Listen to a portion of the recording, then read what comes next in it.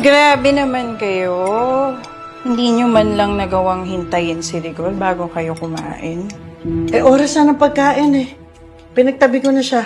Siguro hindi mo alam kung anong oras siya uuwi. Binabalitaan ka ba? Hindi. Kasi kabisado ko ang asawa ko. Pag ganitong gabi na, malamang nasa trabaho pa. Ano malamang?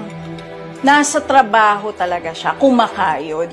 Tapos, hindi nyo man lang nagawang hintayin? Oh, ano hintayin mo? Pabida ka eh. Oo, ako talaga ang bida. At para lang alam nyo, sinabihan ako ni Rigor na mamaya daw siya uuwi. Nag-a-update kasi siya sa akin eh. Pwede ikaw na. Ako na talaga. Kasi ako may pakialam, hindi kagaya mo. Pwede ba, Lena?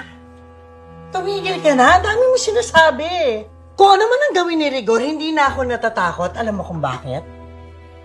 Kasi nagawa niya na yung pinakamasakit na bagay. Yung lokohin ako. Ngayon, kung sakaling wala talaga sa trabaho si Rigor at nagloloko lang, ay, hindi na ako yung kakabahan doon. Alam mo kung sino? Ikaw. Okay na.